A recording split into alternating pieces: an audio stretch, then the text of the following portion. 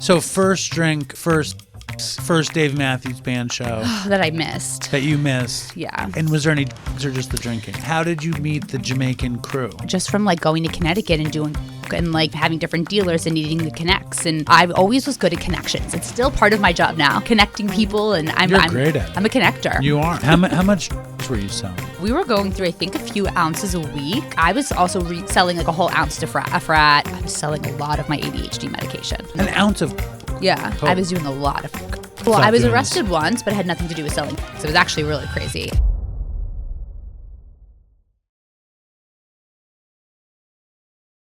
Welcome, Rachel Hechtman, sober in Central Park, to... Jesus, my nose is gigantic. To Dopey. Welcome. I'm so happy to be here. Well, it's been a long time. And this is... I mean, we're often sponsored by rehabs and stuff, but we're never sponsored by beverages, and you brought beverages. Tell us what you brought. Let's get all the dirty work out of the way. Curious Elixirs. Oh, I love Curious Elixirs. This is a cold one. Number 2. That's my favorite. It has Damiana in it, which is a natural Mayan aphrodisiac. Stormy Pineapple Margarita. And we're with Howie and Katie as well. Are they going to taste it too? Yeah, they can taste it too. That one's not the cold one, though. Fruity. A little acidic, but pineapple-y. It's pretty gingery. Oh, ginger. You want to try it, Howie? Yeah. Here. I got to spit my gum out, though. Howie, you have to say it's good, though. That's so you have you want to flip it over one, so we don't have to. That's the pomegranate Negroni Spagliato. Listen, we're not going to get so crazy into this. Rachel, we met, how many years ago did we meet? I think we met, I don't know. This is delicious. Right? Yeah. I've done 3 Dopeys. You've done 3 Dopey cons. 3 Dopey cons. You refused to say Dopey con. Dopey con. You called Dopey con Dopey. Dopey con. Which might sound cooler than Dopey con. I've done 3 Dopey cons. I remember our first meeting was at Ralph's. Ralph's is a coffee shop on 5th Avenue. Yeah. And we met through the great Tara. Yeah. What's her last name?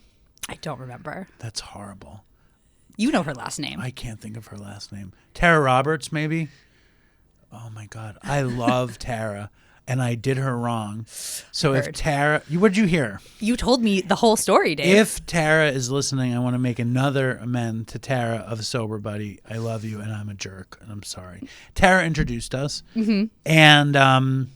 and then you came on to help with DopeyCon, and then you've been doing it the last many years. Fast friends. And every year as we start, I say, I get crazy and I yell at you. Every year you ask me what value I'm adding and why you should hire me and why you should pay me. It's like an interview. You like remind me again like why I'm paying you and why you're helping me. So why do you do it year after year? I don't know, Dave. I don't know. I enjoy you're funny and I enjoy your presence. I know it's crazy to think about, but it is. And you grew up in Boston? No, I actually only lived there till I was 4. Where did you grow up? It's so when people ask me this, I'm like, do you have 10 minutes? It's so hard. We literally moved around every 2 to 3 years, like when I was younger, which was like the beginning of my trauma. But like Boston till I was 4, then New Jersey till I was 6, then Pittsburgh, Pennsylvania for 5 years, and then back to New Jersey, and then Connecticut, and then I got sent to boarding school. My parents are crazy. No, they're from Boston, and they wanted to get back to Boston, and my dad's a pediatric surgeon. So we kept moving because of his job, and he got his first real job in Pittsburgh, Pennsylvania. And then my mom and dad just wanted to try to like get back to the East Coast. And what was your first foray into addiction or alcoholism? When I was 14 years old. And so my parents... Do you want to read your list first, or do you want to go into the story? No, we'll just go into it. Actually, it was a random summer night, and I was supposed to have gone to the Dave Matthews Band concert, but I had gotten a piercing on the teen tour that I went on that summer. So my mom ripped up my tickets in front of my face. What did you pierce? Just like a little thing in my ear. And so I snuck out of my house and met up with kids on a golf course, and we drank for the first time for me, and I ended up losing my virginity that night, and the whole school found out.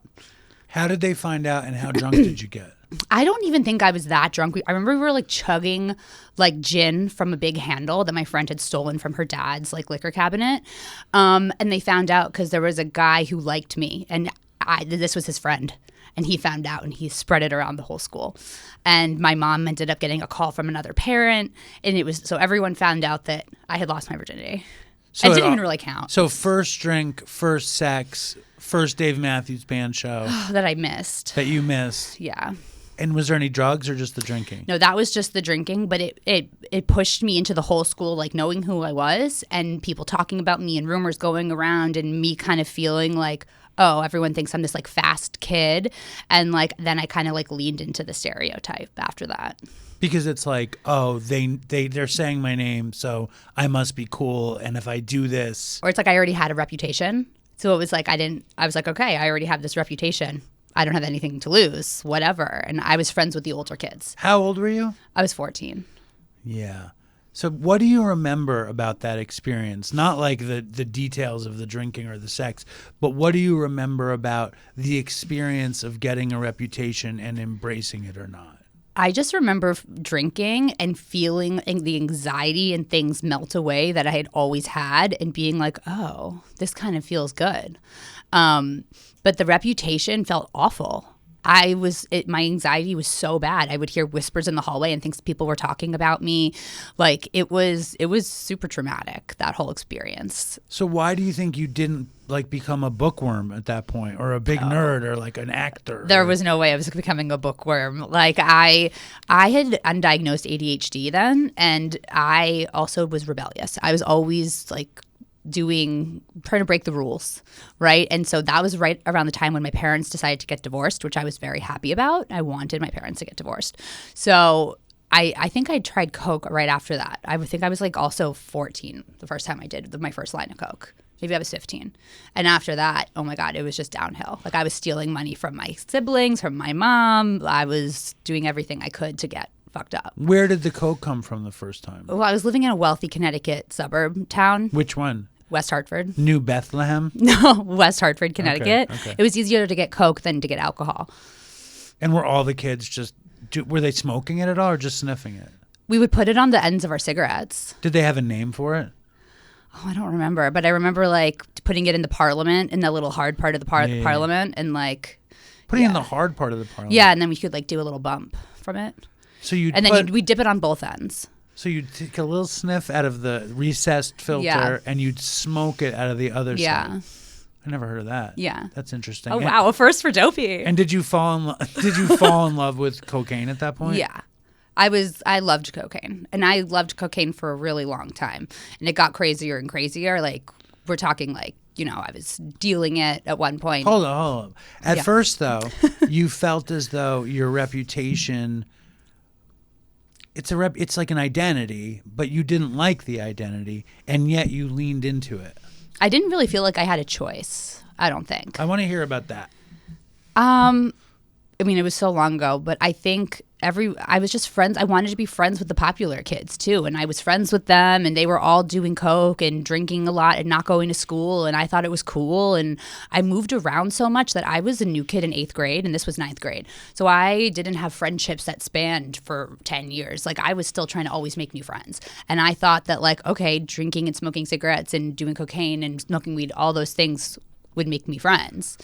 So I just did Not to that. mention they feel good. Yeah, that too. It feels good to get drunk and high and all that stuff and have sex and be in a crowd. Yeah. All those things feel good. Yeah. So how does it escalate? How'd you do in school? Like, how'd your parents deal with you? Well, no, it was bad. I mean, I stopped kind of going to school by my sophomore year. I just Of high school? Yeah. What were you doing? Cutting class and chain smoking cigarettes in a parking garage in West Hartford, Connecticut. So any day there might be a gaggle of high school students doing what in West Hartford? Yeah. I mean, I always say there's something in the water in Connecticut because the kids are crazy. But I just didn't care. And I was failing. I failed gym because I refused to run the mile. I was failing like biology. I didn't care. And I think I had like a lot of trauma from like my father and just moving around a lot, and I just like wanted to numb as much as I could. But my mom, who went to an Ivy League school, she was like, you're not gonna go down this path. So she sent me to boarding school where I repeated 10th grade. Were your parents together?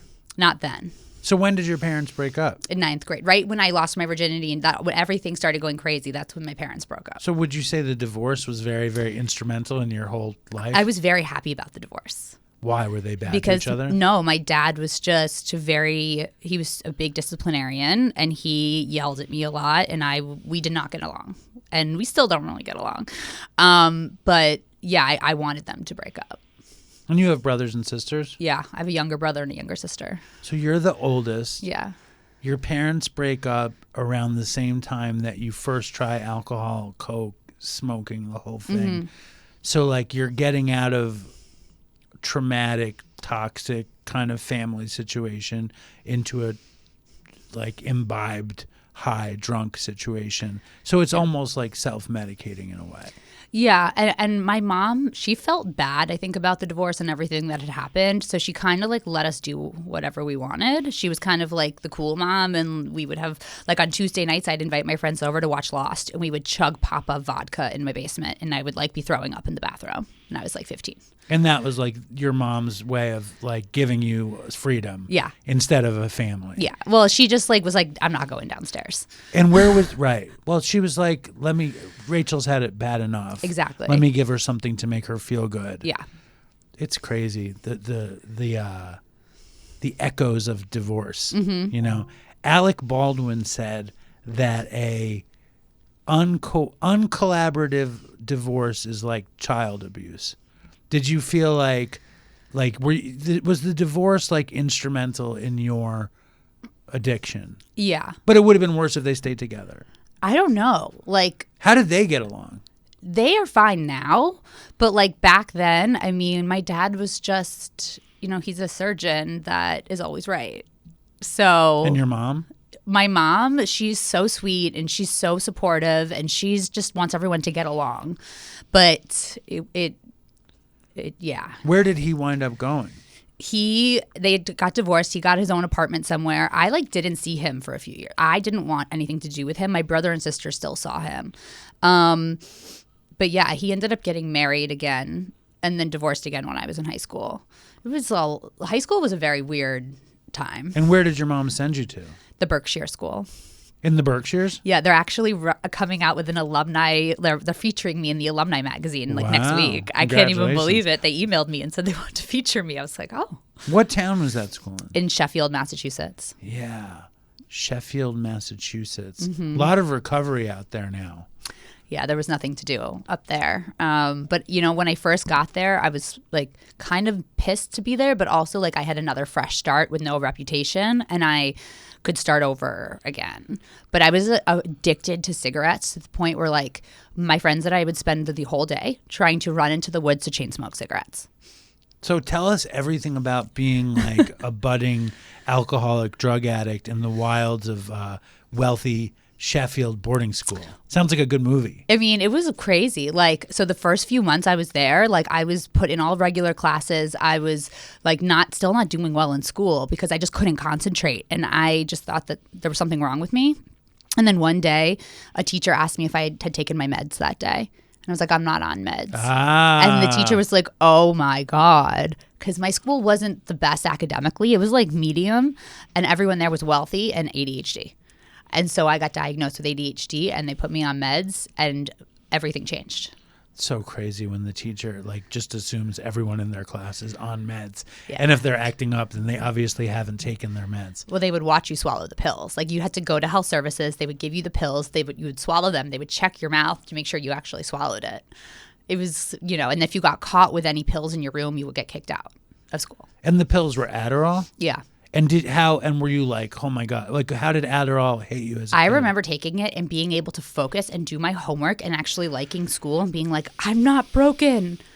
Oh my gosh, this is the missing piece. I should totally go on Adderall now. It's a game changer. Are you on Adderall now? Yeah. And are you on the right dose? Okay, it's actually funny you ask because I didn't take Adderall for a long time. I took Vyvanse and I actually felt too stimulated. And it was only literally last week that I was I'm going to try to change this up because I don't like the way I'm feeling. So I think our bodies are always changing and we all kind of need to adjust with that. But yeah, I mean, I'm on antidepressants. I'm on ADHD medication. And that's just like, Wait, is there any other ADHD medication or just the Adderall? Oh, no, Adderall, Vyvanse, Strattera. I mean, there's a ton of different ones. But you're on Adderall. No, I'm on Vyvanse, but I had Adderall left over from like. So you're running your own show? I run my own show. Oh, that's terrible. Well, no, my doctor, I talked to my doctor. I mean, he like prescribes me stuff, but I was like, I didn't like the way I was feeling. So I decided like I have to try to change it. All right, let's go back to the wilds of the Berkshire School Okay. in picturesque Sheffield, Massachusetts. Yeah, let's do it. So what's it like?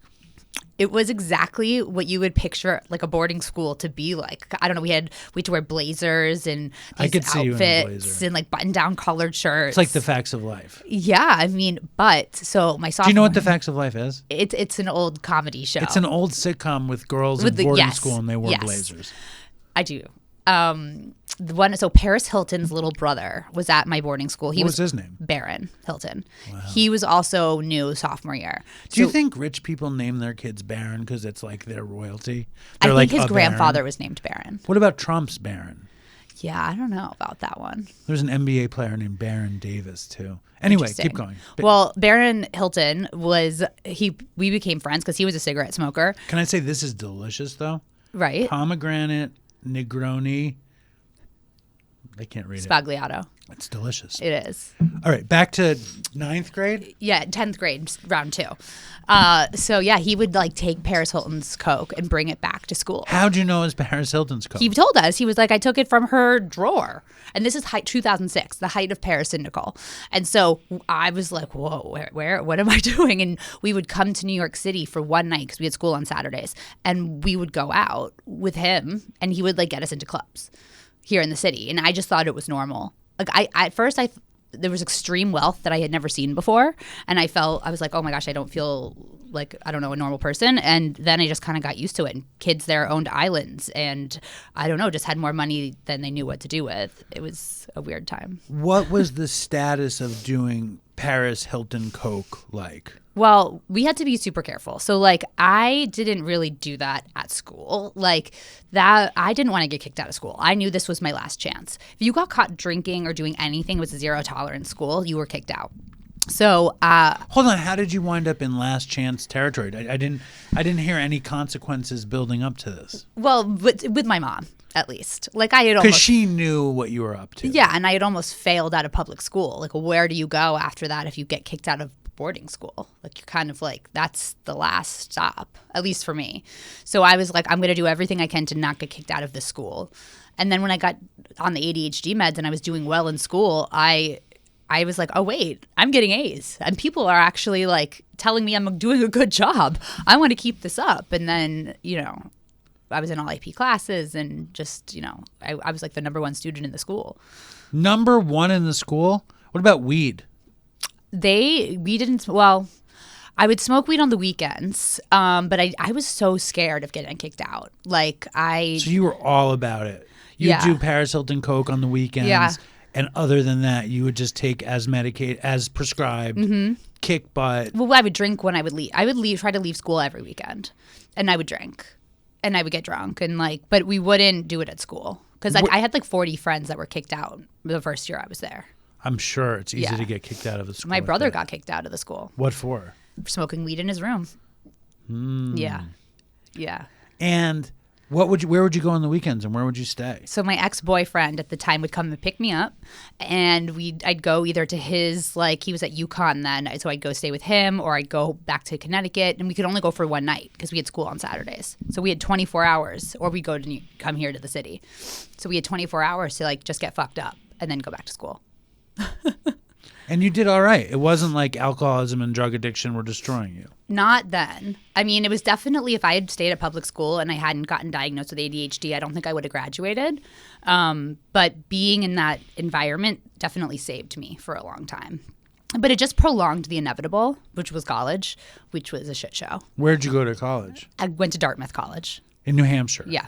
Which is kind of a continuation. Yeah. Of privilege, boarding school, rich people. I mean, yeah. I was so excited to get into my top school. My mom went there, my grandfather went there. It was a big deal. But I didn't expect the drugs and the drinking that I found there. It was crazy.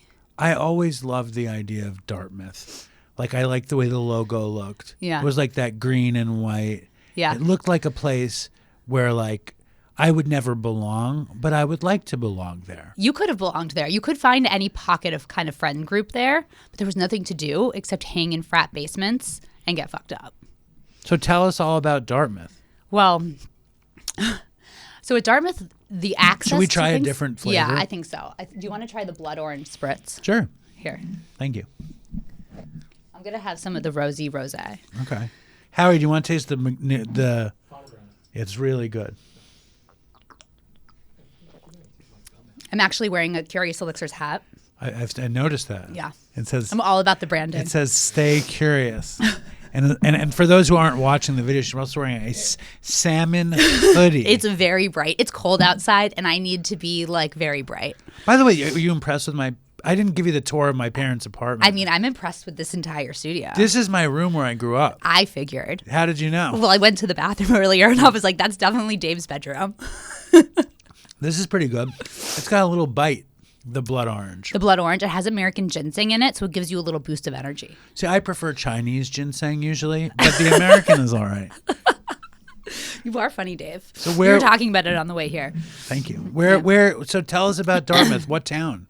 Hanover, New Hampshire. Yes. Yes. And so I had access to things in Connecticut that people couldn't get, like cocaine, in Hanover. It's hard Did to you get bring things the up there. Paris Hilton coke up I there? did not, but I brought the Jamaican drug lord Hartford, Connecticut coke up there. So I somehow became friends with the Jamaican drug lords of Hartford, Connecticut. How does that happen? Just from like being a cokehead. I don't know. I became friends with them. Wait, hold on. How did you meet the Jamaican crew?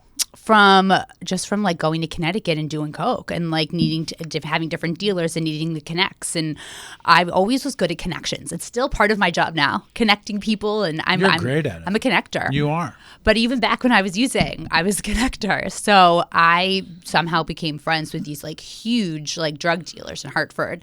And so I remember like we couldn't get good coke up there. And I was like, this is crazy. Like, we can't get good coke. Like, so my friends and I, who had a Navy Crown Vic, so it looked like a cop car, we would drive from Hanover to Hartford, pick up coke, and bring it back. And at first, we were getting it for us. And then people were like, oh, can you bring us back some? And we were like, yeah. So we started bringing it back, and then it turned into this crazy operation. And you became a crazy cocaine dealer. But then it morphed into E and acid and Molly and shrooms and like everything. Were you taking a lot of psychedelics too? Yeah. When did you fall into psychedelic world? I first tripped really hard my freshman summer, and I had been an atheist then. And I was like, I don't believe in anything. And then I took a fuck ton of mushrooms, and I was like, I like felt like I talked to God, and I was like crying. I called my mom being like, I talked to God. And she was like, are you okay? I was like, no. But after that, I switched my major from math. I was a math major to cultural anthropology. And I just got into this whole, like, I loved tripping. And Yeah, 9 out of 10 cultural anthropology majors became drug addicts. Yeah, Or maybe 7 out of 10. probably. So you fell in love with the psychedelic. Yeah, with anything that would get me fucked up. I loved taking ecstasy. I was very into the rave scene. I loved Molly. I would go to all the shows and like the EDM. EDM was like huge then. So too. what would you see? I would see like Bass Nectar and Skrillex and go to all of the festivals. Like I just remember going to music festivals and taking acid and Molly for days. So is that candy flipping? Yeah. Were you like big candy flipper? Yeah. And coke at the same time? Coke, see, I thought Coke would bring the vibration down. So if I was doing those psychedelics, I wouldn't do Coke. And like I didn't even really want to drink because I just wanted to be like all trippy and like rolly. It's funny because you're like pretty woo-woo now. Yeah. And I never realized that your woo-woo was sourced in this psychedelic place. Yeah. Which I appreciate. Tell us about your psychedelic adventures. The psychedelic adventures, I mean, there was one time I took an eighth with friends, and they put on Donnie Darko, and I had never seen Donnie Darko before. You took an eighth of mushrooms? Yeah. By yourself? No, with a group of people. Okay. And we started watching Donnie Darko, and I thought I was hallucinating the bunny. And I remember calling my mom and telling her the world was ending and that she was a great mom, and I was just appreciative. And she was like, do you want me to come get you? And I was like, yes, no. And she still like makes fun of me about that to this day. But no, I mean, it was just at one point I went into a drug-induced psychosis and it was really scary. What happened? So I had been taking a lot of hallucinogens, and a few other people in the house that I was living in had gone into psychosis, but I didn't know it was called psychosis then. And so it's actually like contagious. It's weird, but I had been pulling all-nighters for school, and I was on a lot of amphetamines, and I took one hit, and I just went into a different reality. Like probably for 4 months, I had to leave school, take a medical leave, and I ended up like getting a boyfriend with like really long dreadlocks, and we moved in together in Hartford, Connecticut, and I was not well. Like my parents cut me off then. I was pawning my jewelry. White guy with dreads or black guy with Black dreads? guy. Black guy with dreads in Hartford, Connecticut. Yeah. And you're full gone. Full psychosis. Like my parents, like I would have $20 and I'd be like, okay, do I get gas, booze, cigarettes, or do I pawn jewelry? I mean, it was a really scary place. And I think back, that was in 2012. And I think back to that time a lot. It's like my worst time of my entire life. So tell us more about that time. Yeah, no. You dropped out of Dartmouth? No, I took a medical leave. So I took 2 medical leaves from Dartmouth. One was summer of 2010, which was the first wild time of my life. And then the other one was in 2012. But it was bad. Like between those times, I was like assaulted at school by a friend's boyfriend. I just was so depressed, and then I was doing drugs, and I couldn't get out of my own way. Like there was like months where I didn't even see daylight because I would just sleep all day, party all night, try to get my work done, barely scraping by. And like the psychosis though is scary. Like I couldn't control what I was saying. I would like see a stick on the ground pointed in a direction and be like having a crazy like, oh, God is telling me to go that way. Like I don't remember. I mean, I actually talked to my best friend this morning to try to get her to remind me of things. And my best friend from college, and she was like, do you remember when you went into that state? You didn't talk to me for 3 months because you thought I was like hanging out without you and spreading lies about you behind your back. So it was like deep paranoia. Deep paranoia. What else indicated your psychosis? Like how else could you describe it? I literally couldn't filter the thoughts in my brain to what I was saying. So every single thing I thought, I was just saying out loud. And even though I knew it was crazy, I couldn't stop myself from talking. And you were making like weird connections to things that don't exist. I mean, it was horrible. So it was like you, but on drugs. Yeah, it was like, I would say it was like a permanent acid trip for 4 months. Which is very, very, very unpleasant and scary. And so what happened after the 4 months? I was doing all this therapy. Was your mom worried about you? Yeah, they were terrified, but they didn't know what to do. And you were in Hartford with this dread guy. Yeah. I asked my mom why she didn't put me into rehab at any of these points. And she was like, do you think you would have let me? And I was like, no, absolutely not. There was no way anyone was sending me to rehab. Like, I definitely needed it, but I was still doing coke, smoking, doing all of the drugs. And I actually was able to still get a job, but. At that point, your drug of choice, were you just a garbage head, or would you say your drug of choice was coke? I had a rule, though. I wouldn't do coke unless I was drinking because that gave me anxiety. So I never understood the people that could just like rail lines. I was like, that's stupid. I need to at least be having a few drinks in me and then be doing the coke. Well, everybody has their own relationship with neurochemistry and chemistry in general. Yeah. Like I couldn't even drink. Like I'd drink and it wouldn't hit me right. I would do coke and it wouldn't hit me right. Well, so I had a thing where I passed out everywhere. And so my friends called it the Rachel pass out. And so my best friend would like take pictures of me and she thought it was like funny at first, but then it was scary. Like people couldn't wake me up. And so sometimes people would think I was dead. And my friend would have to like be like, no, she's breathing. She's fine. She would actually whisper in my ear, Rachel, I'm taking your drug bag. And then I'd wake up. So my subconscious didn't want anyone to take the drugs that I was dealing while I was fucked up. Do you think the passing out was just from alcohol, like blackouts? Or do you think what do you think it was? I think my brain was just like, we can't do, like, we're done, we're shutting off. And I would just like fall asleep. But probably from the alcohol, probably from all the other substances that were always coursing through my body. But I mean, I'm very lucky that nothing worse never happened to me. We were talking about that this morning too. Like, I definitely have guardian angels looking out for me. Well, I'm glad nothing terrible happened to you. How much drugs were you selling? We were going through, I think, ounces a week. I mean, I was also selling like a whole ounce to a frat, or I was selling a lot of my ADHD medication. Like I would sit in an ounce of coke. Yeah. Or you a few must have ounces been making a week. a lot of money. Yeah. And doing a ton of coke. I was doing a lot of coke. And like people followed me around like puppy dogs. I loved it. I was like, oh, okay. Like I was like just had drugs for everybody. But I was sold a lot of my ADHD medication. I would like sit in the library and just like sell it from the library. But how did you exist without it? No, I would tell my doctor that someone stole the prescription so I could get more. How many times do you get away with that? Seems like a very terrible doctor. I also would stockpile it and I wouldn't take it every day. So like, I don't know. I had all these systems, but I made it. Yeah, I did. But I didn't have like money. Like I was just like putting it all up my nose or doing all the drugs or getting alcohol. And what about downers? Any downers or just alcohol? I never got into painkillers. Or benzos. I was actually prescribed Xanax and stuff, but I never abused it. Like for some reason, I liked the uppers. I also kept having friends die from painkillers. So I didn't go there. Like I had a really firm rule. Like I tried it once or twice, but like I was not about that. Like I couldn't. I had friends that would like take handfuls of Roxys and like just and I was not for me. How did the business blow up in your face then? Or did it not?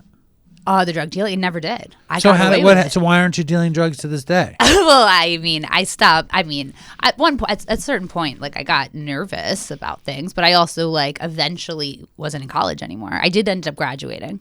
It took me 7 years. So you're with Dread Guy in Hartford, and then you just go back to school. How did that end? Did that end in a horrible way? I think I broke up with him, and my mom helped me go back up to school, and I was able to finish, but it was hard because I was up there. All my friends had graduated. I was older than everybody else.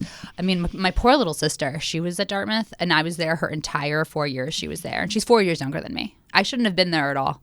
Like she wouldn't even tell people her last name.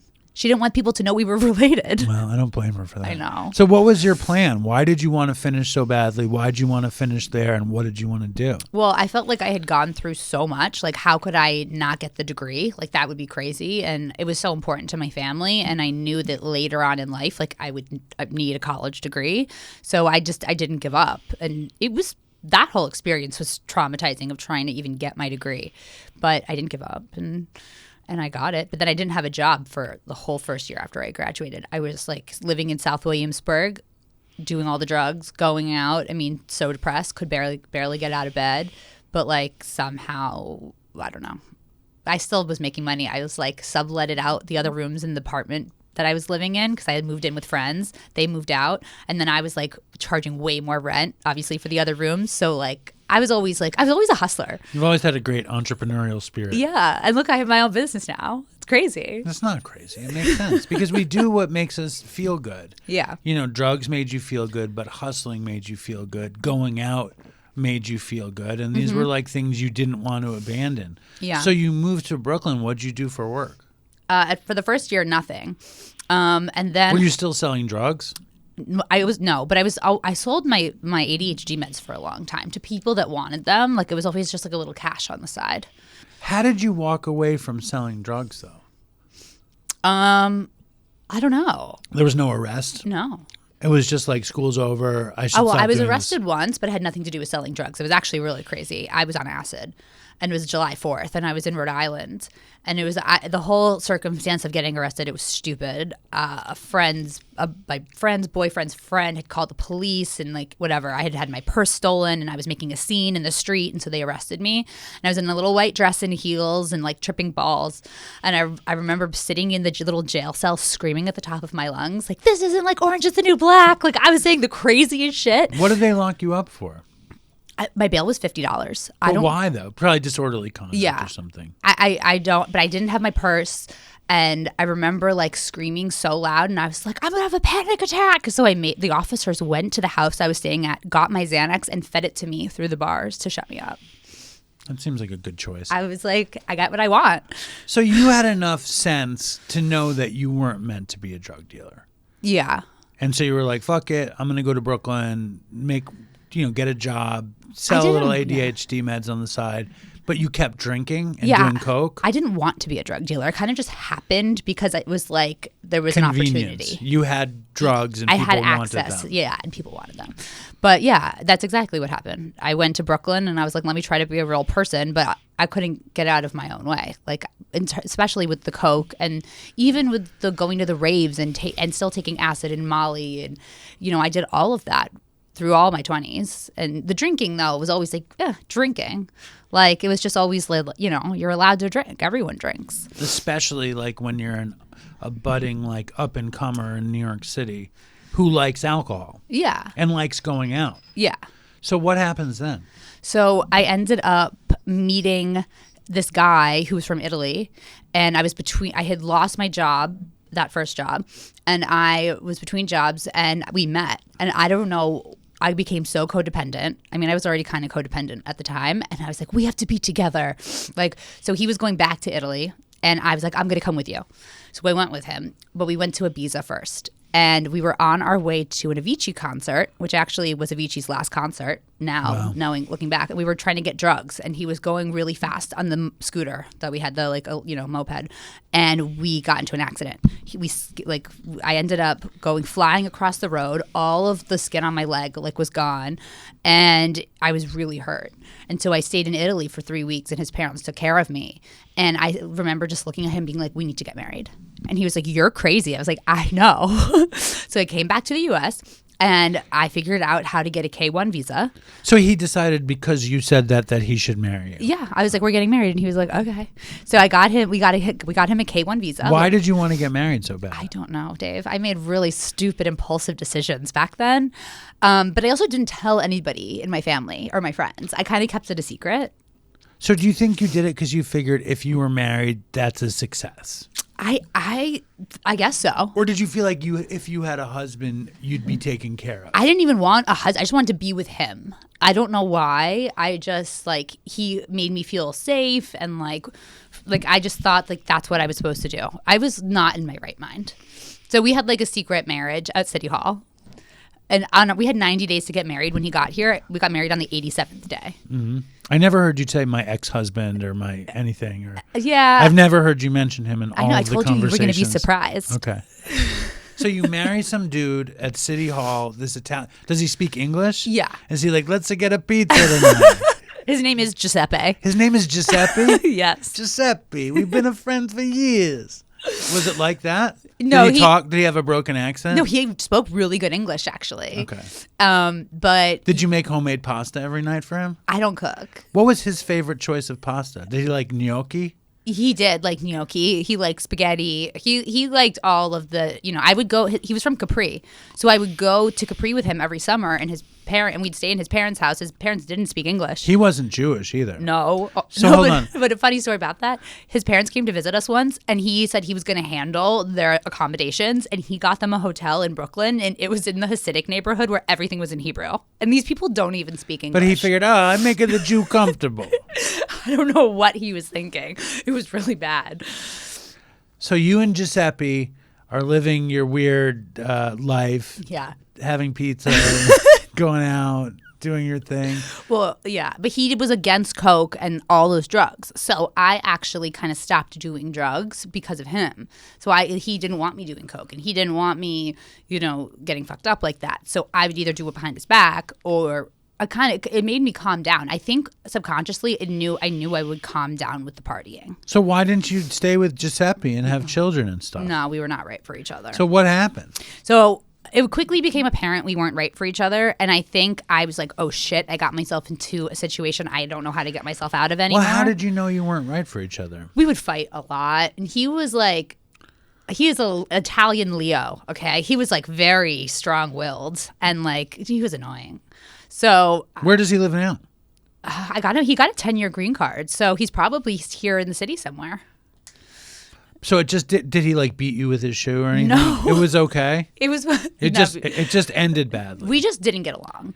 And I would drink more and more, because I was like, how do I get myself out of this? And I can't live this reality, so I just would drink all the time. And so and then I just, because you were depressed that you were in an unhappy productive marriage. I was just depressed. I was depressed probably like up until I got sober. Like I still struggle with seasonal depression now. Like I do. But I mean, I was constantly depressed and angry and sad and just miserable pretty much. So I would just keep drinking and I don't know, then repeat and wake up with a hangover and repeat. How did the marriage end? It ended after I stopped drinking. I was 4 months into my journey, and I remember talking to my mom on the phone. She's like, "Are you staying with him because you're scared you can't afford your rent by yourself?" And I was like, "Yes." She was like, "I'll help you tell him to get out." So you got sober before you divorced him. Yeah. So why did you decide to stop drinking? Well, okay, so before all of that, I got my dog which he George. which he said no to. He was like, no dogs. And I was like, I'm so depressed and I'm scared. I was scared for my life that like, I was like, I need to take care of something else in order for me to not want to like literally kill myself. Like I was suicidal. Like it was really dark time. So I went to this rescue event. I saw my dog and I was like, that's my dog. I'm taking him home. Why'd you name him George? Well, first I tried to name him Cairo because he's from Egypt. He's from Cairo. And the first night that I had him, I passed out from whiskey because I was a whiskey drinker. Passed out drunk. And Giuseppe comes home and George is like, tries to attack him. Because George is like, who the fuck are you? So Giuseppe hated each other. But George saved my life. Like he really did because I had to walk him. I had to like take care of him. I was like, why are random strangers talking to me on the street? Because I have a dog. Like I didn't understand the like, people talk to you when you have the dog. But yeah, so George was like, he was my buddy then. But why did you change his name from Cairo to George? Well, Giuseppe kind of looked at him one day and was like, don't you think he's like more of a George? And I was like, I do, actually. He was curious. He has gray hair. He just like, his vibe was George. He has gray hair? Yeah. So what makes that a George? I don't know. He just looked like a George. So it's somewhere between Curious George and George Washington. Yeah, and George of the Jungle, George of the Jungle is some kind of an ape. Yeah. He didn't have gray hair. I don't see the connection there. King George. Okay. So you fall in love with the dog. Yeah. Fall out of love with your husband. Yeah. The dog replaces your husband. Yeah. And what makes you stop drinking? So, well, COVID. I mean, I wanted to break up with Giuseppe before COVID. But then COVID happened and I was like, I don't want to be alone and I need someone to lug all my shit out of New York up to New Hampshire where I stayed at my mom's lake house. I'm sorry. One of my friends who died when we were making the show, like he died before Chris, his name was Todd. And we always would say to each other, Giuseppe, we've been a friend for years. I don't know why I think it was a Simpsons bit or something. How did it end? I can't get this out of my head. How did it end with him? Like, what was it? And you never got to say, Giuseppe, we've been a friend for years. You never. Well, okay, so it ended because it was like my 100 days sober and I was so excited and he didn't drink. He like barely drank. We would actually fight over it. Like I would want him to drink with me, but he would be like, no. He went out and got wasted with his one friend that he had here. And that was like the last straw for me. I was like, how could you do it? I took it so personally. Why? You wanted him to drink though. On my 100 days sober. But what made you do day one? Well, okay. So it was June 2020. I was drinking by myself in my mom's lake. I had George on my lap. And I remember this guy went running by the house. And I remember thinking, what a loser running on such a nice day. And this voice comes into my head. And it's like, he's not the loser. You're the loser. And I was like, I'm the loser. Why am I the loser? And the voice was like, this man's bettering himself. And you're drinking like a blob alone in the lake. And I remember asking the voice, how do I become more like this man? And the voice was like, he's not drinking whiskey until he passes out on the couch every night. Who was this voice? Probably me right now, thinking back to that memory. I know it's very woo-woo, but probably a higher version of myself. Like, I don't know, but it was really, I had like an out-of-body experience. I can still like visualize myself there. And I remember thinking like, I have to stop drinking if I want to live. One thing you haven't mentioned that you mentioned to me, or Tara mentioned, the incredible weight loss. Yeah. So like, what happened? Yeah, so I was the heaviest I ever was, probably June, July, whatever, of 2020. I mean, even before that, I mean, my weight kept getting worse and worse as the drinking got worse and the food. Lifestyle. And I would use food to also numb. And my sister was getting married and I was the maid of honor. And it was just all spiraling out of control. And so we get back to New York City and it's January 2021 and my mom begs me to do dry January with her. And I said, no, like I don't want to do dry January. That's lame. And I did Coke on New Year's. And I remember then I had like the 3-day hangover. And January 3rd, I woke up and I was just so done, feeling like shit all the time. I was like, I can't do this anymore. So I was like, you know what? I'm going to try to do dry January. And I'm also going to do Weight Watchers because I had always tried to do it in the past, but I would drink my points that you get. I was like, if I'm not drinking, I'm not going to drink the points. So maybe it will actually work this time. And it worked. When do you see the guy run by? June 2020. So this is 6 months earlier. It took me I knew I had a drinking problem for years. Okay. And so for those first 6 months, you're just kind of sitting around. I was trying to see if I was going to have massive withdrawals from alcohol. So I would try to go 1 day without drinking, then 2 days without drinking, then 3 days. And I did have withdrawals from alcohol, but it was hard. And I couldn't really get past like 4 or 5 days. But I wasn't trying to get sober. I was kind of just like testing my body, but I wasn't totally ready. It took like a long time of like mental preparation, I think, to like actually try. But COVID like created the perfect circumstance. There were no parties happening. No one was going to the bars. I wasn't tempted to go out. There was nothing to do. So I kind of was like bored from drinking for so long. I was like, this is so radically different. Let's not drink. Do you think that voice that you described started showing itself during COVID? Yeah. Yeah. I mean, I had never heard that voice before. It was a really crazy experience. The voice is very important, I think. Because even though I don't know what your voice sounded like, I could hear it in my head when you said it. Like when we want to do better. Yeah. And then all of a sudden you try to do better with something. Yeah. And so Giuseppe's hanging out in the beginning in COVID. Yeah. You're drinking. You're like, holy shit, I'm with this fucking Italian guy. He's drinking. I'm not drinking. My life sucks. I can't afford my rent. Mm-hmm. And then your mom's like, you can let Giuseppe go. And then you start like, I should start doing some exercise. Well, no, what happened was every time I wanted to drink, I would just start walking. So this is January. I wanted to drink all the time. I would put on 2 pairs of pants and take George out and we'd walk and just walk. And I was living in the Upper East Side and I was close enough to get to Central Park, but I didn't know my way around Central Park. I just would drink in the park sometimes. We would get to the park and then we'd turn around. We'd get to like the Met and walk around the Met area, turn around. But George, Curious George, wanted to explore. So he would pull me further and further into the park. So we explored the park like path by path. And I swear to God, like just walking. I just started walking like 6 miles every morning in Central Park because I didn't know what to do with myself. And that's how I lost like 80 pounds. 80 pounds. Yeah. And that's also how you got sober. That's how I convinced myself if I didn't go to Central Park and walk 6 miles in the morning, I would relapse. It was super unhealthy. So it would be. That's not super unhealthy. That's pretty healthy. I mean, I was really crazy about it. Like, if it would be pouring rain in Georgia, and I would be like walking in the park. I can relate to that. I mean, but I think another thing worth mentioning is, 90%. I mean, I'm making up that statistic, but I would say approximately 90% of the guests on our show got sober in 12-step. Yeah. And you got sober walking with your dog. Your dog becomes, it's kind of higher power. DOG, GOD business. You ever think about that? Oh my God, I've never thought about that. That's interesting.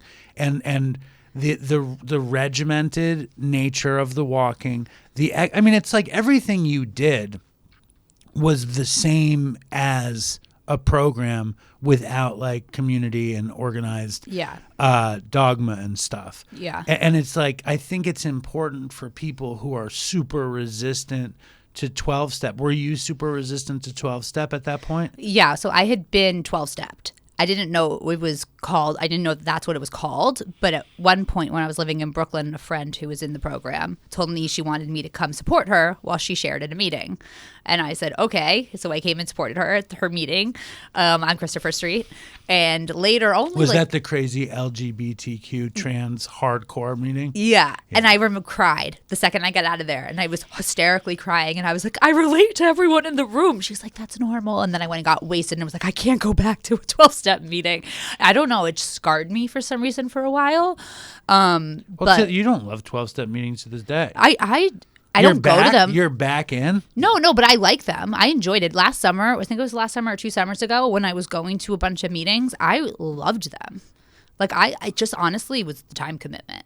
It was like took a lot of time to get there and then sit there and then leave. Like, you know, Give me a break. Listen, I'm going to say this. It doesn't matter like how anybody gets sober, and it doesn't matter how anybody maintains their sobriety. Mm-hmm. But like if you really love them, you'd fucking go. Yeah, no, I enjoyed it. I mean, I was journaling every night.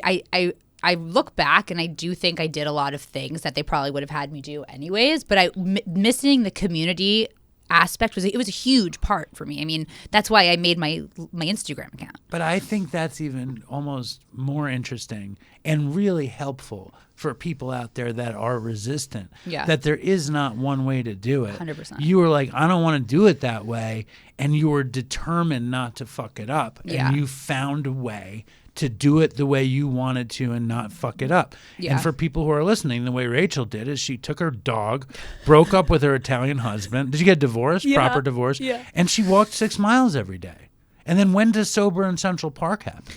So That's why it's called Sober in Central Park. Literally, yeah. I didn't even figure that out. it was very literal. Like, so that, you know, I got through, I was still friends with my drinking friends, and we go to Costa Rica. And I was sitting in the bars, watching my friends drinking my Diet Coke, being like, this is boring. I think a lot of sober people go through that. And then I was like, this sucks. Why am I doing this? I went to Costa Rica with my drinking friends. They were getting really fucked up. And I was like, I don't have anything in common with these people anymore. What made you not succumb to using, though? I was determined to have my Why? streak. Why? I was losing weight. I was seeing a physical transformation, and my anxiety. It was honestly my anxiety, like the crazy anxiety that I had for so long that I was literally paranoid at certain points in my life was gone. That tightness in my chest was gone. And I felt so confident, and I could do things that like I couldn't do things alone before I got sober. Isn't it so interesting, like, most people, especially like in the recovery community, in the addiction community, they fuck up their lives so bad. The only thing they can do is go to 12-step meetings, and then their life is better. And then they're like, okay, I'm part of this. I do this, blah, blah, blah. You're like, fuck that. I'm not fucking doing that. I'm doing this. And the benefits are so obvious. I'm sticking to it. It's very rare. Do you hear people with that story often? No, I don't know. I don't know. There's something weird. I don't know what's wrong with me. You're a very strange person. I am a strange person. But I mean, because you're not in 12-step circles for the most part, but you're doing all sorts of sober events all over the place. my boyfriend's a big 12-stepper. We don't need to talk about your boyfriend. But you're doing all these recovery-based events. Yeah. I'm hardcore 12-step. In Dopey, a lot of folk are not 12-step folk. Mm-hmm. But they're not really abstinent all the time either. They're smoking weed, they're doing this, they're doing that. When you're doing your recovery events, are you meeting a lot of people that are abstinent without the 12 steps? I mean, I don't really ask people. Because it's none of your business. It's like really like whether they're sober curious, alcohol free, whatever they identify as, they're there at that event. And they're there to meet new friends that have nothing to do with alcohol. And like, it doesn't really matter to me. Like, I am a coach, so I do coach people. And then it's my business, right? What you're doing. But, you know, I think everyone's definition is different. And like, everyone has a different path, right? Like, I'm about to have 5 years since my last drink in a few weeks. You better come to my party. I'm not coming. Pop, come on. I'm not coming to the party. When is it? It's on Saturday, January 3rd. What time? 7:30. At night? Yeah. No way. I can't go to that. I've got kids. I'm not going to some party at night. But yeah, like I'll be there in spirit, and I support and love you. Okay. But I can't go I out on the appreciate it. weekend at night. You know that. I'm not offended. You know that I don't go out at night. I know. on the I was weekend. just like, inviting you. I feel left listen, out. and I don't want to be a jerk. I just don't. I live far away, and nobody wants my family. My family needs me around. I'm sure. I don't know why, but I think it's very, very, very inspiring, interesting, and cool that you are as determined as you are without. You know, I love program, but I don't know how. I don't know what I would do without it. Well, that's why I made Sober in Central Park, because I was like, it was almost 9 months sober. I was scared that there was nothing holding me accountable, and I didn't want to drink again. And so I was like, how do I hold myself accountable and also make friends? And I was like, okay, there was no sober Instagram back then. Like some people had Probably accounts better. here and The there. world was probably a better place then. I mean, there was no one that I knew of sharing their journey or talking about it. It was not cool. Like now it's kind of cool when people say they don't drink. It wasn't then. And I just was like, okay, what am I going to call this? Sober in Central Park. Like It's very catchy. It was very literal.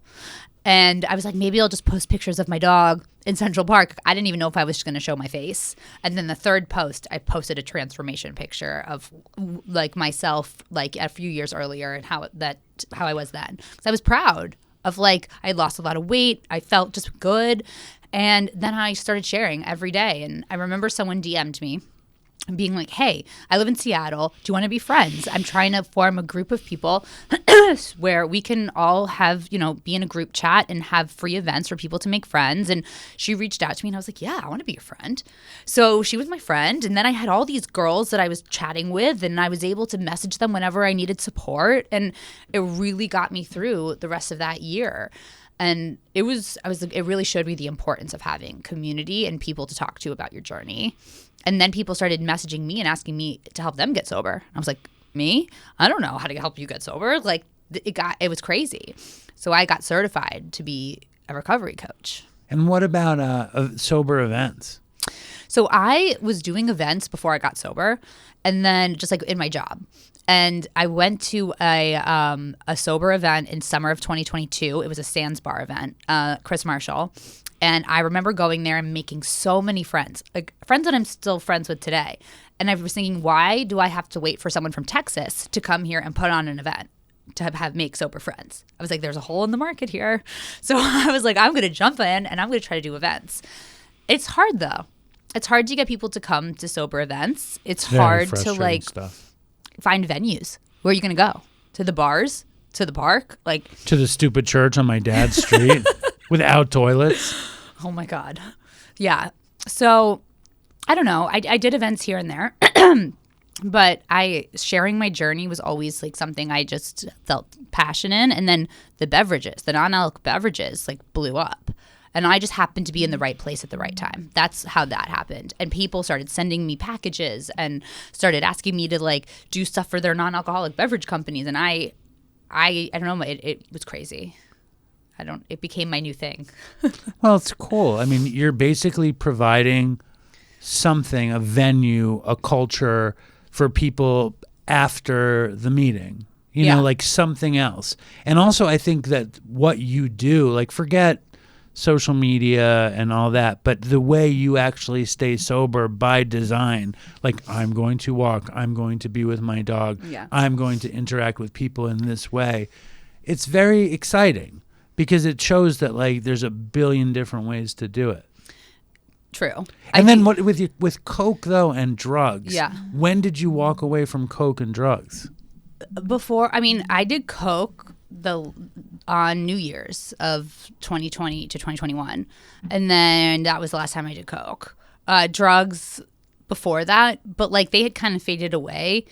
I was never like addicted, I don't think, to the drugs. I wasn't ever even addicted to Coke. Like I loved it and I wanted to do it, but I wouldn't call myself like addicted. But you were addicted to booze. I was addicted to booze. I never hear you say alcoholic. I was an alcoholic. I definitely was an alcoholic. I was addicted to partying. Like that's how I describe it, like and addicted to numbing.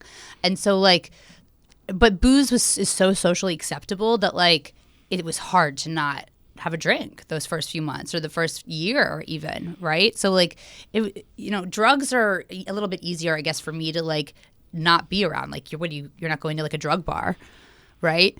So I could just like put that out of mind and not put myself in that situation versus alcohol is everywhere.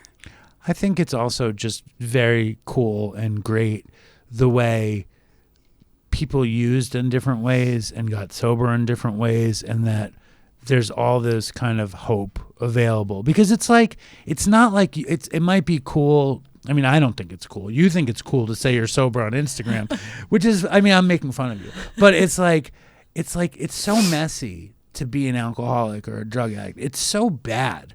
It's like, it's not like a little bad. It's like fucking catastrophic. So any way out to lose 80 pounds, Yeah. to fucking totally change your life, invent a business, invent a career. I think it's really cool. Thanks, Dave. Sure, Rachel. This is like the nicest you've ever been to me. Is it? No, I'm just so joking. I'm so I'm nice to joking. you. I've never gotten so many compliments from you though. Well, I'll think take it. I think it's important, like, because there's people that listen that don't want to go to a meeting, right? Mm-hmm. That are interested in getting sober, that are interested in shit, and all I ever say is go to a fucking meeting and ask God to remove your character defects, blah, Yeah. blah, blah.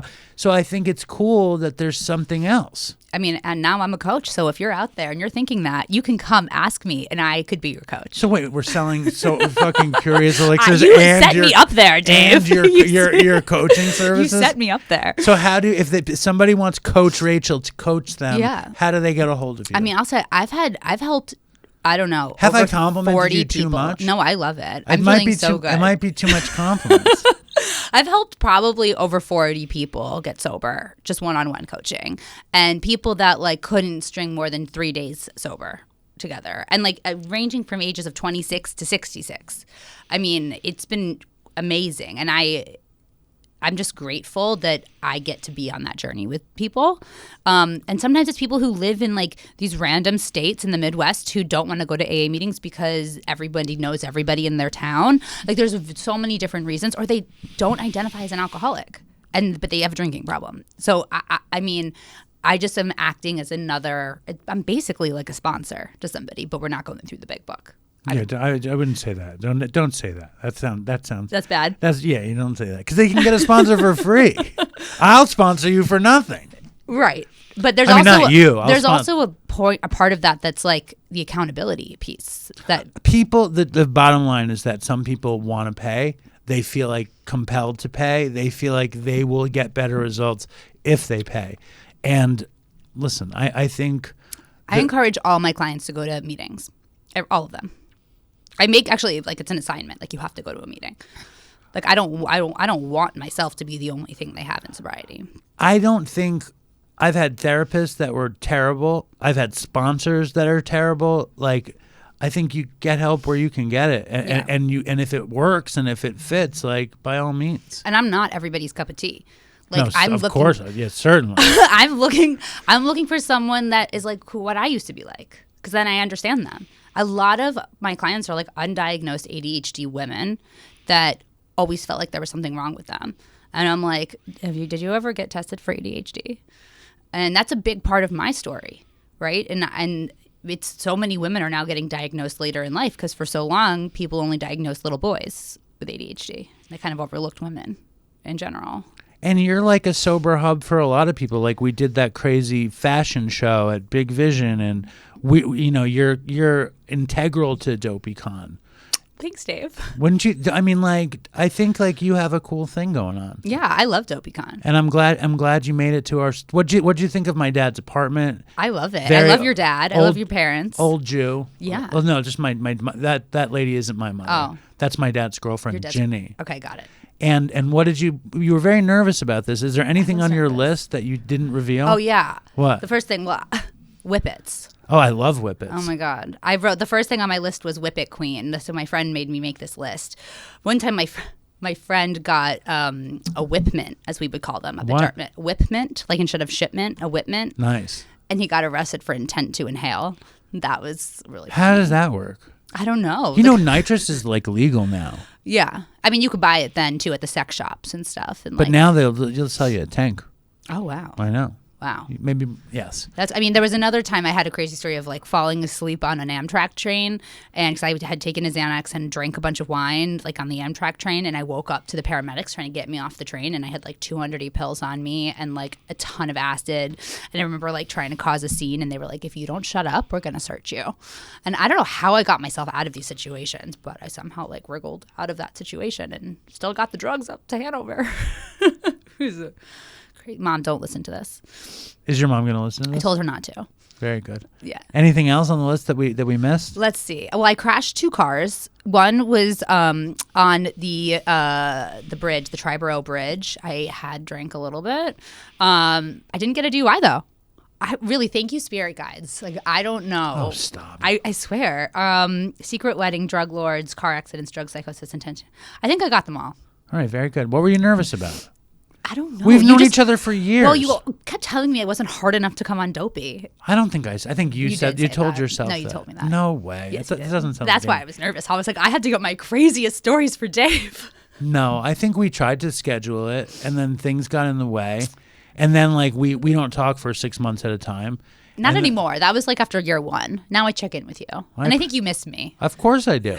Yeah. Because when we're planning Dopey, we talk a lot. I make you insane, though. You just rub off on me a little bit. No, I drive you insane. But now I know how to manage you. Well, this year I gave you a lot of room. Yeah, I think half of my job is just managing you. All right, well, thank you, Rachel. I'm glad. I love it, though. All right, did you have a good time on our stupid show? I did. All right, very good. Kay, do you have any questions? I'm so sad. Howard?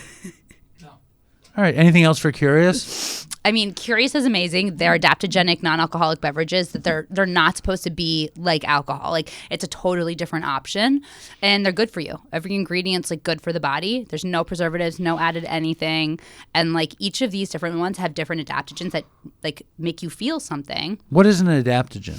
So it's like an herb or a root that literally adapts to your body, like what you need. So if you have high cortisol, maybe it will lower your cortisol. It's a Damiana, valerian root, rhodiola. These are all different adaptogens. All right, cool. And Yeah. where can people find Curious if they want it? They can buy it online. I have a code, SICP10, saves you money. SICP10, Sober in Central Sober in Park. Central Park 10 Yeah. to save how much money on their Curious order? I actually don't know. Let's say 10% Yeah, perhaps. 10%, $10. And what's the last? What is this? The blood orange? That's an elderberry champagne cocktail.